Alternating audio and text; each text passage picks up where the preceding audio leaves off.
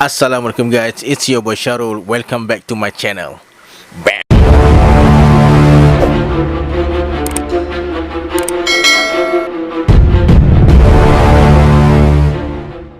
Terima kasih guys sebab dah klik video ni. Bagi korang yang belum subscribe, jangan lupa tekan tombol merah tu dan tekan lonceng sekali supaya korang akan dapat notification bila aku upload video ke channel aku nanti.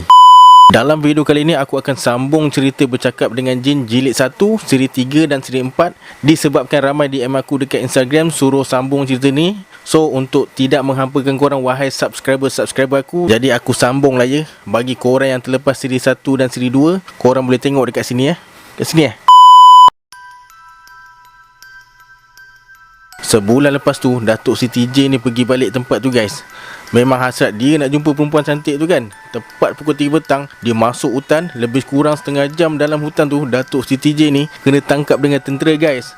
Sebab masuk dalam kawasan hitam. Kawasan hitam ni kawasan yang disyaki ada komunis guys. Seminggu dia tidur dalam lokap balai polis sementara nak tunggu hari perbicaraan guys. Datuk Siti J ni didapati bersalah dan dihukum penjara selama seminggu. Nasib baik pihak mahkamah ambil kira hukuman tu berjalan dari tarikh dia ditangkap. So pada hari perbicaraan tu dia terus dibebaskan. Lepas dia dibebaskan, Datuk Siti J ni ambil keputusan lupakan tentang perempuan cantik tu. Tapi perangai dia memang dah tak boleh ubah dah guys. Kalau sehari tak pergi memburu tak sah. Serba-serbi tak kena. Akhirnya dia teringat pasal hutan kecil dekat pinggir Bukit Kota. Orang-orang yang beladang dekat pinggir bukit tu cakap ayam hutan cukup banyak dekat situ. Pelanduk dengan landak pun selalu juga diorang jumpa. Disebabkan Bukit Kota tak termasuk dalam kawasan hitam, Datuk Siti J ni pun ambil keputusan nak pergi memburu dekat sana guys. Dia try juga ajak kawan-kawan dia pergi memburu ayam hutan dekat sana guys. Tapi semua kawan-kawan dia tak nak ikut sebab takut terjumpa dengan komunis atau anggota tentera. Jangan bodoh, kawasan tu kawasan putih, kata Datuk Siti J ni dekat kawan-kawan dia sambil meraba-raba misai tebal dia.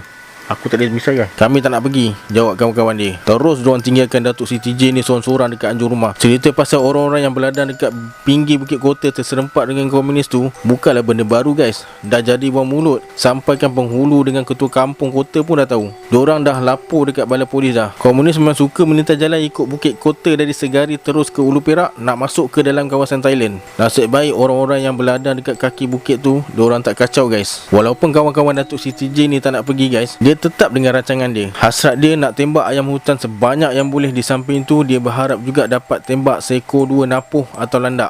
Napuh ni dia macam pelanduk guys, tapi dia kecil sikit dari pelanduk. Sehari sebelum dia masuk hutan tu, Datuk Siti J ni bakar kemenyan dekat hujung bendul sambil membasuh muka dengan air kelapa muda sebanyak 3 kali guys. Pagi tu selepas sarapan guys, dia bertolak naik basikal sejauh 2 batu untuk sampai ke kaki Bukit Kota.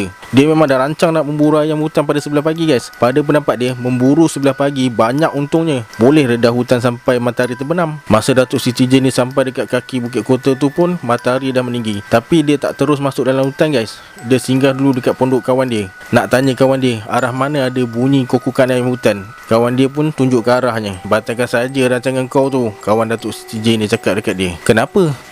Datuk Siti J ni tanya. Kawan dia diam je guys. Berbahaya, kawan dia cakap. Kau takut aku kena tangkap dengan komunis? Kalau tak, kenapa kau tahan aku? Jawab Datuk Siti J ni. Datuk Siti J ni letak bontot senapan dia kat tanah sambil tengok dekat puncak Bukit Kota. Dia terdengar bunyi kokokan ayam hutan bertalu-talu pula tu. Dia dah tak boleh sabar guys. Terus dia letakkan senapan atas bahu dan bersedia untuk masuk ke dalam hutan. Jangan terburu-buru, nanti buruk pedasnya, kata kawan Datuk Siti J ni. Kau usah banyak cakap. Kalau nak daging ayam hutan, cakap terus terang, aku boleh bagi tau. Berapa ekor kau nak? Bala Datuk Siti J ni. Dia pun terus melangkah masuk ke dalam hutan. Kawan Datuk Siti J ni kejar dia, tahan Datuk Siti J ni, tak bagi masuk hutan. Kau jangan pergi, kata kawan Datuk TJ. Jadi panaslah Datuk TJ ni dengan perangai kawan dia. Ini urusan aku, kau tunggu je dekat pondok ni.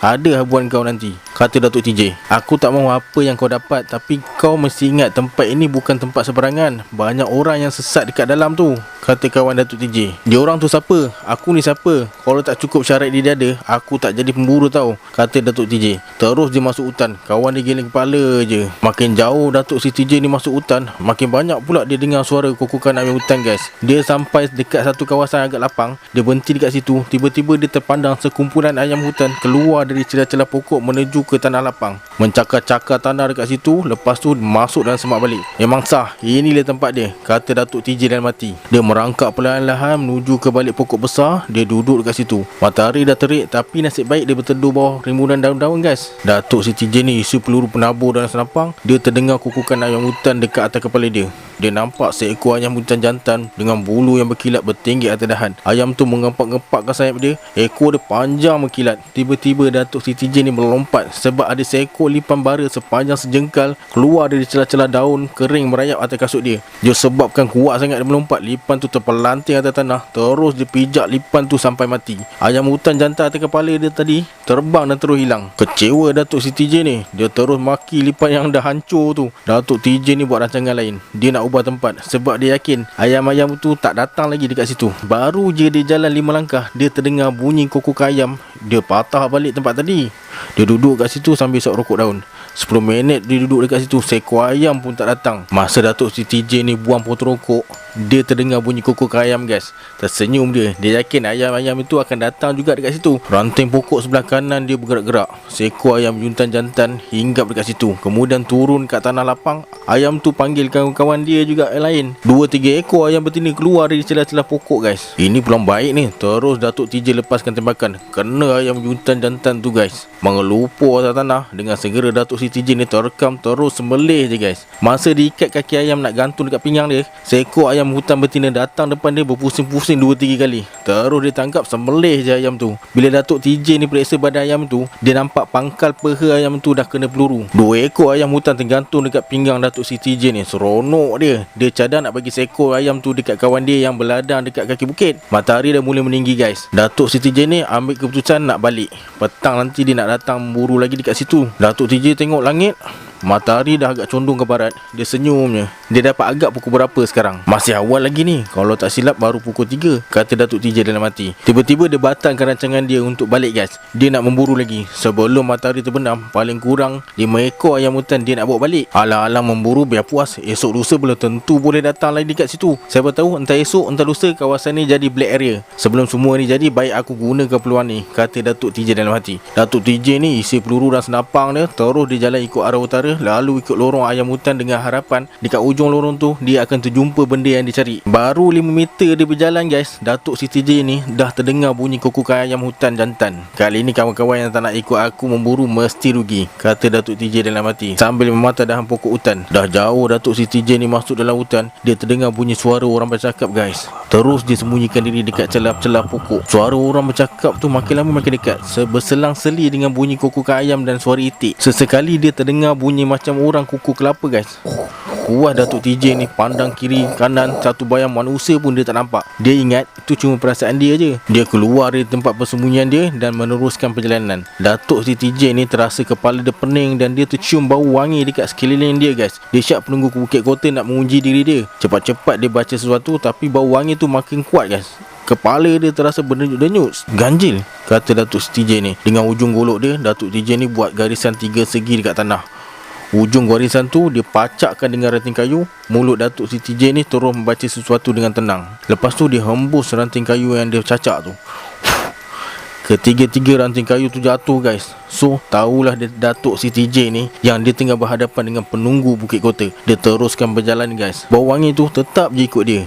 Daun-daun hutan yang tua semuanya gugur. Angin bukit yang bertiup menyegarkan badan dia. Rasa pening dekat kepala dia dah hilang. Datuk Siti Jane ni berhadapan dengan pokok-pokok bunga yang beraneka rupa pula guys. Dia tak peduli dah. Dia terus je ikut simpang ke kiri, masuk ke arah hutan kelubi. Dekat situ dia terjumpa dengan pokok-pokok bunga pula guys. Dekat hujung pokok-pokok bunga tu ada jalan tanah merah guys. Dia terus je ikut jalan tu sebab bunyi kokokan ayam hutan datang dari situ. Tiba-tiba Datuk Siti Jane ni berhenti guys. Dia terpandang seorang perempuan tua berdiri dekat hujung jalan tu. Bila perempuan tua tu nampak Datuk Siti Jane ni berhenti, perempuan tua tu terus datang dekat dia. Kau sesat?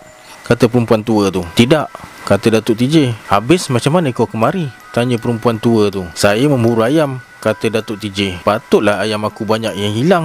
Dah, mari singgah rumah aku dulu, kata perempuan tua tu. Datuk TJ terus je ikut perempuan tua tu pergi rumah dia. Disebabkan perempuan tu cakap ayam hutan tu dia punya, Datuk Siti Jane ni terus je bagi ayam yang gantung kat pinggang dia tu. Ayam hutan tu dia orang buat gulai. jadi lauk makan malam. Guys, selain perempuan tua tu, Datuk Siti J ni dapat berkenalan dengan seorang perempuan muda yang tinggal serumah dengan perempuan tua tu. Perempuan tua tu cakap perempuan muda tu anak dia. Datuk Siti J ni angguk kepala je lah. Lepas tu Datuk Siti J ni suruh perempuan tua tu hantarkan dia dekat kaki bukit kota tu balik. Tapi perempuan tua tu suruh Datuk Siti J ni tidur dekat rumah dia malam tu. Baiklah, tapi pagi esok saya mesti balik, kata Datuk TJ. Boleh, kami tidak pernah memungkiri janji, kata perempuan tua tu. Hantarkan saya sampai ke kaki bukit, kata Datuk TJ. Tentulah boleh, tapi kau mesti berjanji kepada kami, kata perempuan tua tu. Janji apa?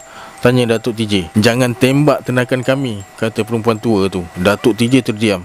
Dia tengok je muka perempuan tua tu. Perempuan tua tu tersenyum je tengok dia. Kau susah dengan syarat tu, kata perempuan tua tu. Tak susah, tapi, kata Datuk TJ, memburulah dekat tempat lain, tapi janganlah dekat sini, kata perempuan tua tu. Baiklah, kata Datuk TJ. Kalau kau mungkiri janji, buruk padahnya. Perempuan tu bagi warning dekat Datuk TJ, guys. Bulu tengkuk Datuk TJ ni terus meremang. Malam tu Datuk TJ tak tidur, guys. Perempuan tu ajak borak sampai subuh. Diam-diam Datuk Siti J ni dah jatuh hati dekat anak perempuan tua tu. Yelah, bersopan santun, cantik orangnya, mata bersinar, kulit putih, rambut tu hurai sampai atas bahu. Siapa tak terpikat kan? Subuh tu Datuk Siti J sembahyang subuh dekat surau dengan penduduk dekat kampung tu. Orang dekat situ layan Datuk TJ dengan mesra je. Seperti yang dijanjikan, perempuan tua tu dengan anak dia hantar Datuk TJ sampai ke kaki bukit kota. Sebagai tanda kenangan, anak perempuan tua tu hadiahkan sebilah keris pendek dekat Datuk TJ ni. Ingat,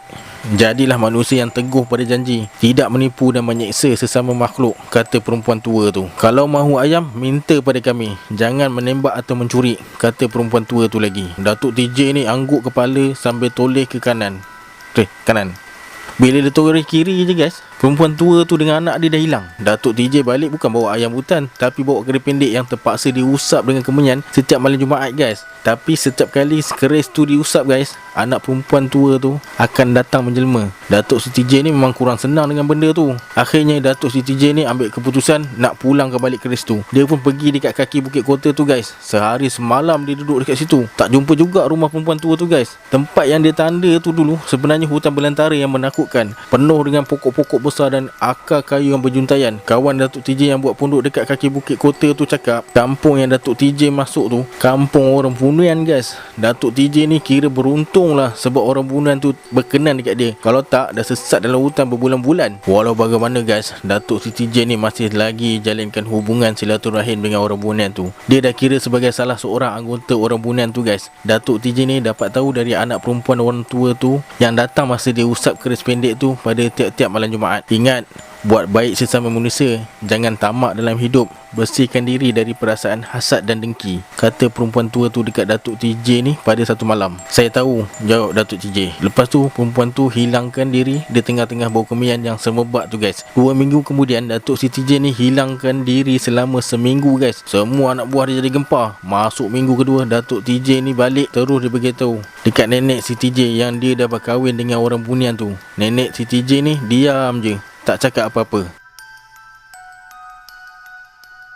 Seminggu dah raya, guys, tapi rumah Datuk Siti J ni sibuk lagi dengan anak cucu yang datang berhari raya dekat rumah dia. Masa malam 27 liku hari tu, Datuk TJ ni pasang lampu dekat halaman rumah dengan anak cucu dia. Dia belikan mercun untuk anak cucu dia. Memang Datuk TJ ni sayang sangat dekat semua anak cucu dia. Dah jadi kebiasaan, hari raya pertama dia akan kumpulkan anak cucu dia dekat anjur rumah, makan lemang dengan rendang. Lepas tu dia akan bawa anak cucu dia pergi masjid untuk sembahyang raya. Lepas tu diorang semua pergi ziarah kubur, guys. Datuk TJ ni tunjuklah kubur datuk nenek diorang dekat cucu dia sambil ceritakan keistimewaan arwah semasa hayat diorang dulu. Dalam tengah sibuk-sibuk tu, guys, tiba-tiba Datuk TJ ni hilang, guys. Seorang pun tak tahu dia pergi mana. Bila salah seorang cucu dia nak buat report polis, nenek Siti J ni dengan tenang je bersuara, "Usah bimbang, dia akan balik dalam sehari dua ni. Dia berhari raya ke rumah yang satu lagi," jawab nenek TJ. Nenek TJ ni pun cerita dekat anak cucu dia, sepanjang bulan puasa hari tu Datuk TJ ni tak pergi memburu. Dia banyak habiskan dekat kampung orang Bunian dengan isteri baru dia lah.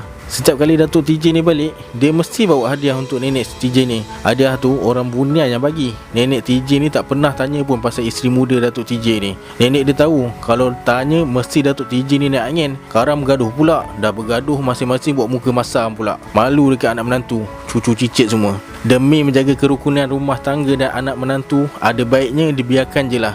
Itulah pendapat nenek Siti J ni guys. Dia rasa bersyukur daripada Tuhan kalau Datuk Siti J ni sihat dan boleh makan dengan baik. Itu dah cukup dah. Bagi nenek TJ, kalau dia kasihkan Datuk Siti J ni dengan sepenuh hati pun tak ada guna juga. Satu hari nanti salah seorang akan pergi juga atas kehendak Allah yang Maha Besar. Mana tahu esok atau lusa dia akan tinggalkan Datuk TJ ni bila nyawa diambil Tuhan. Macam tu jugalah dengan Datuk TJ ni. Tak ada yang kekal dekat dunia ni melainkan Allah. Nenek TJ ni fikir semua tu guys. Sebab tu dia tenang je guys kalau ada apa-apa yang jadi dekat Datuk TJ ni. Akhirnya anak cucu Datuk TJ yang berkumpul dekat rumah terpaksa tinggal ke rumah Datuk TJ ni sebab ada urusan masing-masing guys. Ada yang kerja sendiri, ada yang makan gaji. Kereta yang bersusun dekat depan rumah, sebuah demi sebuah tinggalkan halaman rumah Datuk TJ. Nenek TJ ni berpelukanlah dengan anak cucu sambil mendoakan keselamatan diorang. Nenek dia harap pada hari raya tahun depan anak cucu dia akan balik kampung lagi. Cuma yang nenek terkilan satu je guys, masa anak cucu dia gerak balik ke rumah masing-masing, Datuk Siti J ni tak ada.